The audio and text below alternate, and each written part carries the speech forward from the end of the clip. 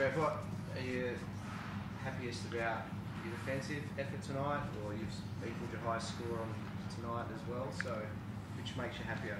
For defence. Yeah, to hold Adelaide to 81 points is outstanding, and then I think the two quarters, the second and third quarter, where we hold them to 11. Yeah, 13 and 11 points was, that was game turning right there. And fabulous effort of containing the ball, and they crashed the glass. They still got 20 offensive rebounds, but I thought we did a pretty good job there. A lot of their big stats came in that first quarter. On the boards, particularly they belted you. What changed at what time?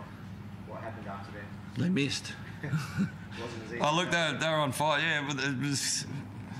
Wiley came on. What did he get? 11 or 13, and 12 was in the first quarter. He was on fire, so we had to kind of put Nick on him. We were probably too late doing that, but he was hitting threes and just feeling the game out there. So, but we were also scoring down the other end. We were executing really well, so it wasn't like a big deficit. And I looked up and. Adelaide were on fire, and also it's only 4 points of difference. So I was kind of pleased that we were still scoring down the other end to keep us close, and then we really put the clamps on that second quarter. So talked about you been facing us last few weeks after a couple of losses, and we talked about defence and how everyone needed to step up. 3 of their big scorers kept in really low digits tonight. You must be stoked with that result. Yeah, absolutely. In particular, the discipline to the game plan. In weeks gone by, we've spoken about how we want to guard different opponents, but then we've gone out and done things that we haven't practiced at all during the week. So to be able to have a game plan throughout the week, train hard, and then step over the line. And even when they scored 32 in the first quarter, a lot of it was us still sticking to our game plan. They made some shots. We made a few slight adjustments, but then, to be able to stick to the game plan and then start rebounding for 3 quarters of the game, that's as good as we've been at the defensive end, and that's what I'm most proud of. You feel back? Are you back to your best now? I thought last week just the intensity out there and how the guys were playing together and had each other's back, and that was probably been missing for a couple of weeks, that we were putting guys on an island. It was one-on-one, it wasn't team, it wasn't collective. And I think last week was a big turning point for us, that we were playing for each other's back, and we make a mistake, we got each other's covered, and we were sharing the ball. And that was again tonight. I think we had 27 assists. We just keep that ball moving, even though they were switching and different isolations. Bryce, was giving the ball up, and we were finding the open man. And I think Nick Kay had 8 assists for a big guy is outstanding. Lots of scorers as well. Yeah. And he's hitting threes, Bliss coming on hitting threes. Does that take the pressure off Bryce and just make the opposition wonder where the hell's we're going to guard? Yeah, well, that's, they trapped, so they have to get in rotations, and we were able to put the shooters in good positions, which is good to do, but the other thing you got to do is move the ball so the shooters get an open look, and I thought we did really well. How bad do you think Mitch? Look, I don't know.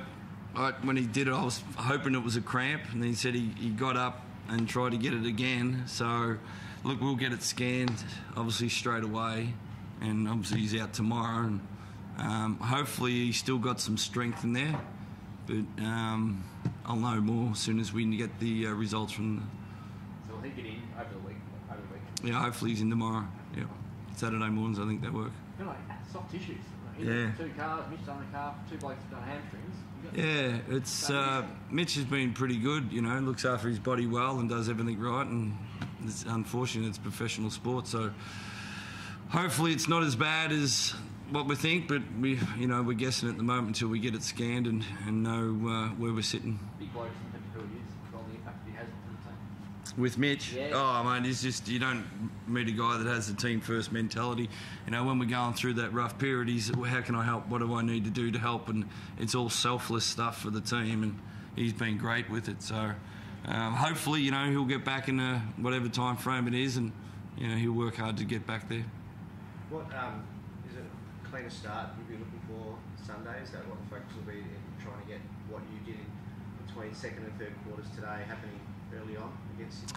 Yeah, look, last week we kept Melbourne to two quarters under 20 points, and again we get 2 quarters under 20 points. So when we're playing good defence and have each other's back, it's, like Damo said, it's our DNA. It's why we win championships, is on the back of that stuff. And we've got to be consistent. We've been consistent for 2 games now, but we've got to continue to do that. How important is ladder pressure, do you reckon, on everyone at the moment with the aspirations that can have you be on top by the end of the round if you win on Sunday? Do you reckon, with everyone knowing that it's going up and down, that will play people's heads as they play? Probably reporters it plays with. Yeah, it does.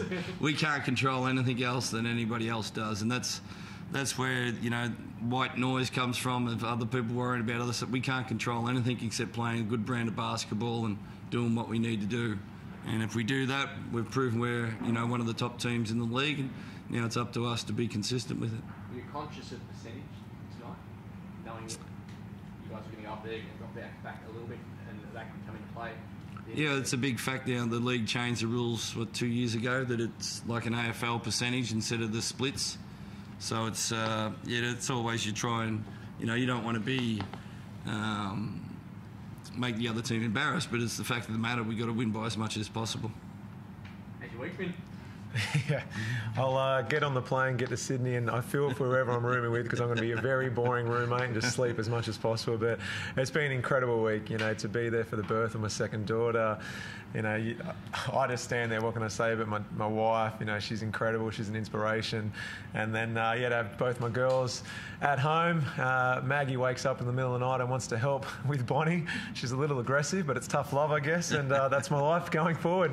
Basketball during the day and father of two when I get home. So, no, it's been an incredible week, and can't wait to get home and see the two of them and my wife. You should be tired, honestly, but you've got enormous energy. Does it make you enthusiastic for the opportunity to get out there and play after something like that? Yeah, I said it after the birth of Maggie, my first, that the life balance is incredible. So I don't have the time or the ability to focus on basketball when I'm at home, because I've got a 2-year-old or I've got a newborn now. And so that energy comes from being excited to be a parent and a husband when I'm at home. And then when I step across the court, there's nothing I can do as a father while I'm training. So I get to enjoy it, do everything I'd like with my teammates, with the coaches, whatever's required during the week. And then again, go home and be a father. So it's great for life balance, but in saying that, I would like an extra couple of hours sleep. And I dare say my wife would be saying the same thing. How excited are you about Sunday, the opportunity to keep this role going and say, could be up on top by the end of it? Yeah, it's incredible. Who won Brisbane, Sydney? I don't even know. Sydney did. Look, the league is so tight that you don't want to start jumping to conclusions. And as Trev said, you can only control the performance your team puts on the court. And Sydney, in my opinion, are one of the best teams in the league. Their position on the ladder reflects that. And so we've got a big task ahead of us. Jump on a plane tomorrow, head over there and try and get a win. And as you said, if we win, we could be in first spot, which would be great. But we're still, got a few more games to win before we secure a playoff spot. And then ideally a top 2 and home court advantage. One after handing them one back really in the last one.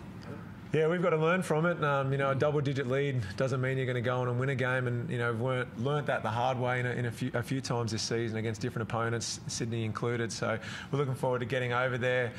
We've got to be at our best if we're going to beat them. But after the last week we've had, I'll back us to play our style of basketball, and hopefully that's good enough.